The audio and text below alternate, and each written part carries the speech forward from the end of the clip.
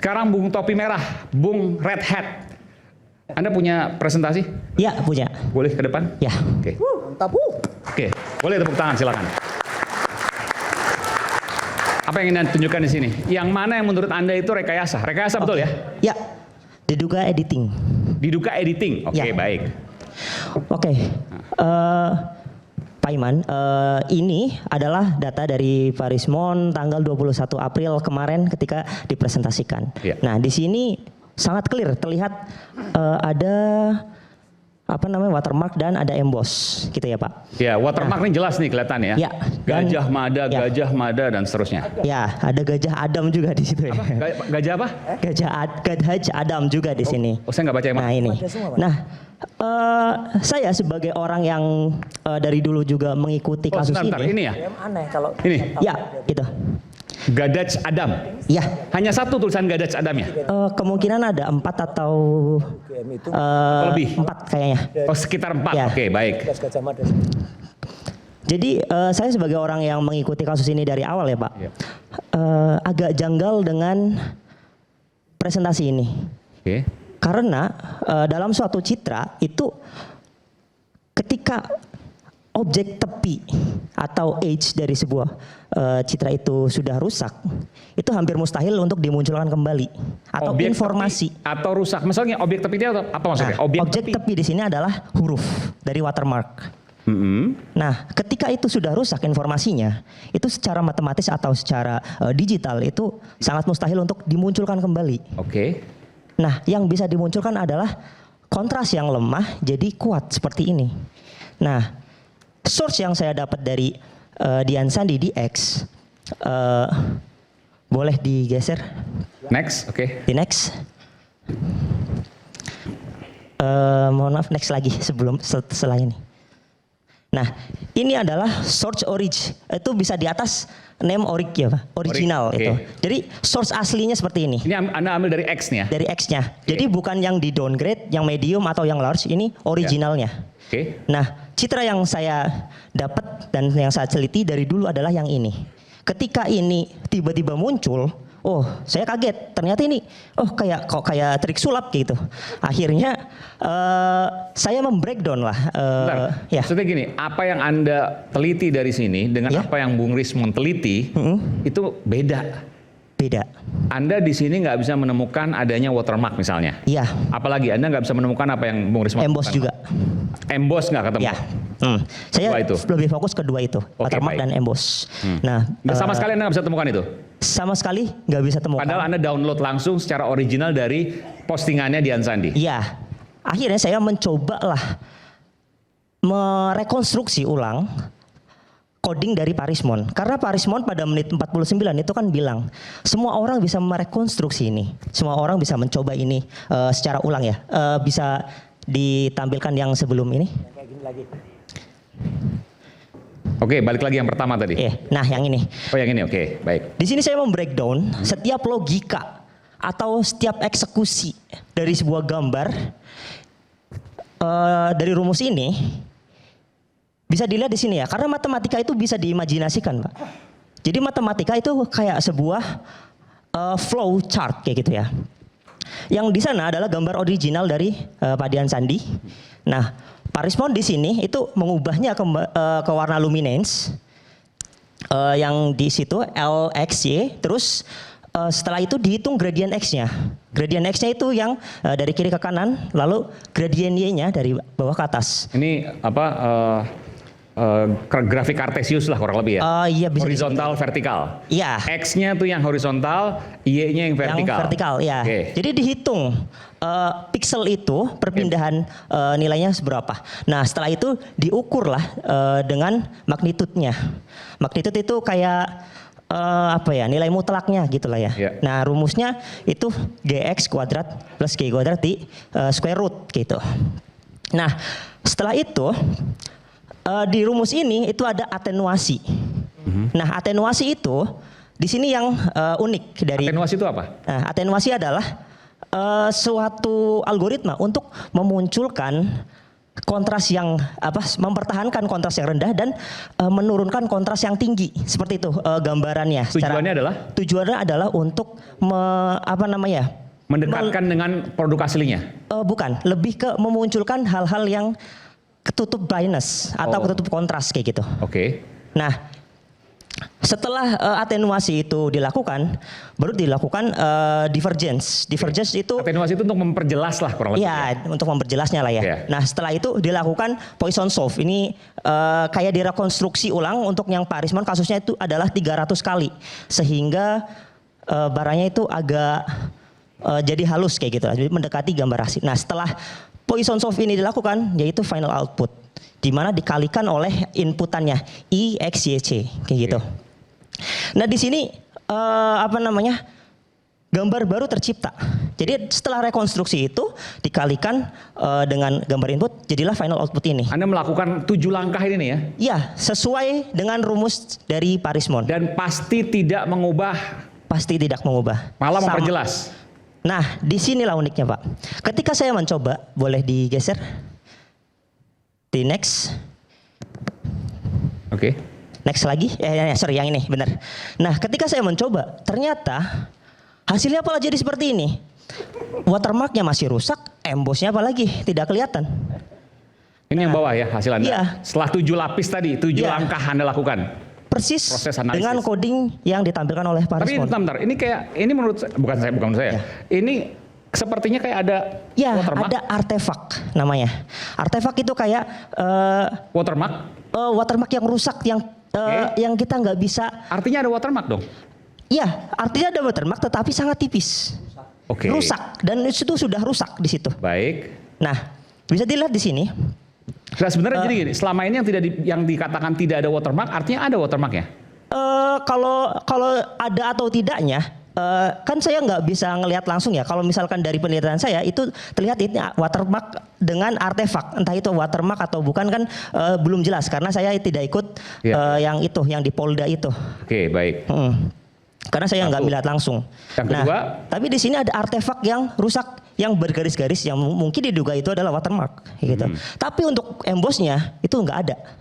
Harusnya kelihatan embossnya. Harusnya kelihatan seperti output yang ditampilkan oleh Pak Arisman. Karena gini, kalau watermark aja kelihatan misalnya, maka emboss pasti akan lebih kelihatan. Iya, gitu. Benar seperti itu. Oke, jadi di sini saja hasilnya sudah beda. Nah, setelah saya melakukan hal yang merekonstruksi ulang hal yang Pak Arisman lakukan, saya mendapatkan kesimpulan bahwa ini source-nya adalah beda, bukan dari yang Dian Sandi. Yang Bung Rismon kemarin tampilkan di sini itu bukan yang dari Dian Sandi ini. Iya. Anda bisa pastikan? Pastikan itu dan diduga editing. Diduga editing. Ya. Karena dengan cara apapun nggak akan dapat itu. Dengan cara apapun nggak mungkin. Dan Anda melakukan ini dengan cara yang sama dilakukan oleh Bung Rismon. Iya, sama. Oke. Boleh digeser lagi? Nah, ini source-nya Pak Arisman, gitu ya. Begini ini atas bawah source-nya Bang Rismon ya? Ya. Oke. Begitu clear watermarknya dan embossnya, seperti itu. Oke. Nah, sebentar, embossnya sebelah mana nih? di sebelah sini. Kelihatan ya? Ada di sini. Harusnya kelihatan kalau di ini ya? Ya. Ini ya? Oke. Dan itu sangat aneh Pak Iman, karena matematika itu accountable dan bisa dilihat secara alur. Karena Pak Arisman itu menciptakan coding itu hanya untuk bermain di gradient tone mapping, bukan untuk memunculkan edge yang sudah rusak atau function yang edge yang sudah rusak itu di mana. Nah, saya mempertanyakan itu kepada Pak Arisman. Nah, bagaimana bisa source yang sama dengan proses yang sama outputnya beda? Kayak gitu. Nah, saya mempertanyakan itu kepada Pak Arisman. Mana source-nya? Mana function-nya? Yang bisa memunculkan itu. Oke, terus kemudian tulisan tadi Gadach Adam itu gimana cara Anda dapetin? Nah, untuk Gadach Adam sebenarnya saya nggak sengaja Pak. Karena melihat presentasi Pak Arisman, melihat data dari outputnya Pak Arisman, itu tiba-tiba ada Gadach Adam. Tapi untuk itu, apakah itu editing atau enggak, saya bukan concern di situnya. Saya concern ketika gambar informasi yang sudah rusak tiba-tiba bisa muncul, itu sangat tidak mungkin. Kayak gitu.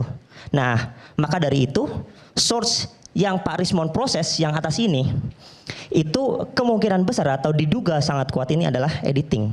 Oke. Bisa digeser.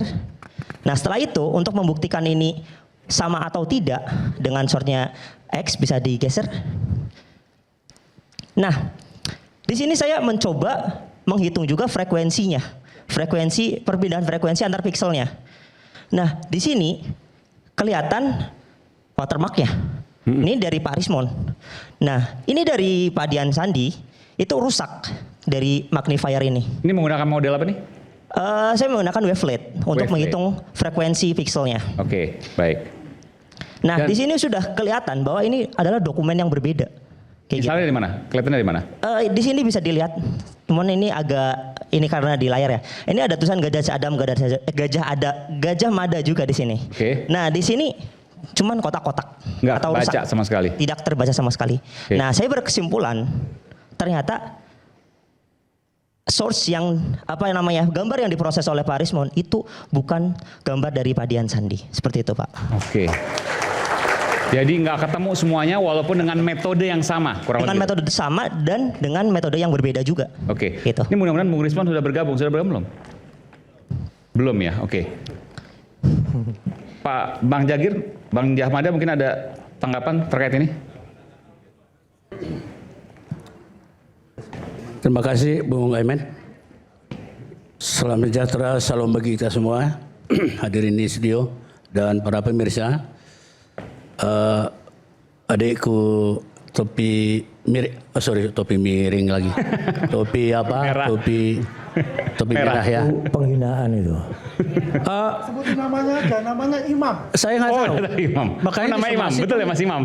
Saya tetap topi miring. Saya nggak tahu. Saya cari, suruh anak buah saya cari namanya, nggak ketemu. Maklum saya bukan orang teknologi. Saya orang sosial hukum. Jadi topi miring, topi merah. Kembali lagi salam, maaf ya. Ya. Jangan marah loh. Aman. Kalau marah nanti terjadi lagi yang kacau nanti. Klienku Rismond Hasiholan itu sedang berada di Sumatera dengan alasan yang positif. Dia lebih menghargai itu, bukan meremehkan acara ini. Dia hargai banget, tapi di sana lebih penting karena ada target. Saya nggak perlu kasih tahu apa kerjaannya, tapi saya tahu persis. Saya hanya menanggapi secara umum ya rekanku topi merah. Salah lagi ketiga kali, kayak lagu Batak nanti 3 kali nggak boleh. Saya tonton podcast Anda, makanya saya somasi Anda. Ya, seandainya saya bilang mediator di malu-maluin nggak apa-apa. Saya otak mediator, pendamai. Seandainya Anda menghubungi Rismond atau saya, itu akan jauh lebih baik daripada Anda. Ya saya nggak nyalahkan menghubungi yang lain, saya nggak salahkan. Tapi lebih prudent sebenarnya kalau Anda menghubungi Rismond. Contohnya, Anda kan generasi muda, ini generasi muda semua nih. Bang Rismond, saya sudah kulihat tampilanmu di iNews, di Rakber tanggal 21 kemarin. Aku ada komen nih Bang. Itu namanya generation motivation. Kau tidak hubungi dia, udah berlangsung kurang lebih beberapa hari sesudah siaran itu, dan tidak hubungi aku juga. Aku gampang, kantorku dekat dari sini. Bukan menyombong. Tapi kau tiba-tiba membuat langkah yang lain, yang menurut saya itu tidak prudent gitu dalam hal meneliti yang sedang dikerjakan Rismond sekarang ini. Lantas Rismond bicara sama saya, Bang, itu kok dia ini podcast di mana-mana kan gitu, rekan Andi dan Prof. Kutegor kau. What the meaning somasi, kawan? Bukan hukuman itu teguran. Teguran bagus. Lihat somasiku pertama, tidak ada kata-kata hukum, tidak ada kata-kata pasal. Would you like to call me dalam 7 hari? Permintaannya Kau apa lewati. Permintaannya apa? Permohonan maaf. Somasi itu yang pertama. Somasi agar dia kontak kita gitu. Berikan waktu 7 hari. Bang Aiman. Oke. Lewat 7 hari itu. Hari ini hari ke-8 masuk sama si kedua. Kata-katanya pun masih normal. Saya nggak mau. Anda melanggar pasal ini nggak mau, nggak model aku. Sampai sekarang tadi ku salam dia pertama, jujur aja ku salam dia pertama di bawah, betul? Ku pegang lagi apamu. Kalau orang Batak namanya huyum. Ku sayang kau. Nah, ada beberapa catatan. Kalau aku mencatat, niru-niru Mas Suryo, bawa file kemana-mana, nggak pernah lepas tangan aku. Ada beberapa kata yang kau hati-hati. Sekarang kau udah penasihat hukum kan ada. Kau bilang pertama, itu kau rekonstruksi ulang yang ditampilkan. Nggak usah jawab dulu, dengar aja dulu. Siap. Ini Bapak lagi bicara. Kau rekonstruksi ulang yang ditampilkan oleh Rismon. Mas Roy, diam aja dulu Mas Roy. Saya cuma pegang mic. Ya tadi udah. Gak usah Diam aja. baper lah. Ya. Orang baper tuh biasanya salah. Bukan. Orang yang mendengar, orang yang menjawab sebelum mendengar kebodohan dan kecelaan. Saya kasih tahu. Itu firman Tuhan.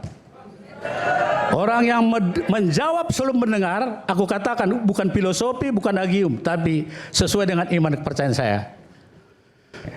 Lanjut, kau katakan rekonstruksi.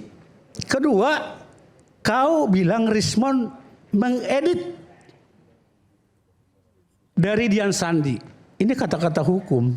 Kau udah masuk jauh. Taruh. Aku sebentar aja bicara, habis ini selesai. Nah, aku catat tadi 3 hal itu. Kau mengatakan Rismon mengedit sesuai dengan hasil rekonstruksimu. Dia mengedit tampilan Dian Sandi. Oh, kalau kau sudah menuduh klienku Rismon mengedit, kawan, itu 32, 33, 35 itu pasal yang kita gunjingkan setahun itu.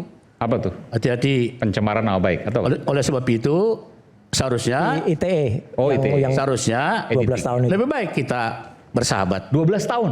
Ya, jangan membuat satu gejolak-gejolak baru lagi. Kalau kami sebenarnya jujur ya, Rismon sudah pegang SP3.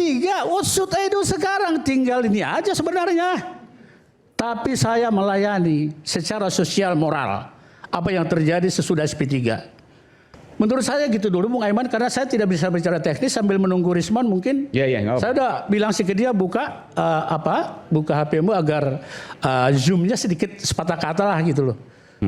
Ya, saya kira gitu Bung Aiman. Oke, baik. Rekan. Jadi Aiman, saya tambahkan bahwa waktu yang kemarin Rismon memaparkan di sini memberi izin kepada setiap orang untuk diuji. Ya. Rismon sendiri yang bilang. Ya. Jadi makanya dengan adanya itu Topi Merah melakukan proses. Cuma bahasa yang tadi disampaikan oleh Bu Ya. Jamada adalah mengedit. Apakah itu kepastian mengedit? Konteksnya- Apakah itu kemudian punya konsekuensi hukum? Itu kan ada Enggak, perdebatan juga. konteksnya karena itu soal keilmuan, karena diberi izin oleh Rismon untuk diuji, siapapun yang menguji, dia uji dengan keilmuan dia. Apakah itu masuk dalam konteks edit? Enggak. Nah ini kadang-kadang Jamada terlalu memojokkan seolah-olah gitu loh ya. Diarahkan kepada indikasi tekanan dan ancaman. Indikasi ya. Indikasi. Indikasi, ingat. Nah, kalau mengedit itu Iya. tidak Tidak ada edit. Ini yang bahaya nih. Loh, Anda yang Nggak ada bahaya. kata Anda memasukkan. menuduh langsung begitu tadi. Nggak ada. Lah Anda kan tidak. Kamu ulang lagi kata-kata saya. Coba ulang. Enggak, saya gini, merangkum dia. Saya mau tanya begini. Merangkum. Disebutkan Bung Jamada ini keberatan karena Makanya hati-hati. Bang. Diundang ke acara ini menurut saya selektif. Iya, selektif. Sesudah- Justru itu makanya penting ini, ini. Bu, tadi sebutkan bahwa topi merah Mas Imam ya? Imam. Oke, Bang Imam. Topi merah ini menyimpulkan bahwa Bang Rismon telah mengedit, begitu kan ya?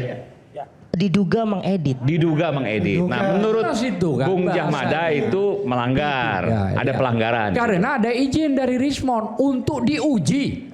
Nah, berarti siapapun orang untuk menguji. Kebetulan Topi Merah yang menguji. Loh, apakah salah? Sudah diberi izin sama Rismon. Oke. Itu ada di menit ke-49 rekaman YouTube dan itu sudah Iya, di-download. tadi kita putarkan. Ada rekamannya. Mungkin di, saya cuma tambahan saja. di jam 20 lebih 8 menit. Nah, itu sudah Minggu yang tambahan. lalu. Oke, nanti kita bicara ini selepas jeda kami akan segera kembali. Saya berikan kesempatan nanti Bung Adi Azwan. Sesaat.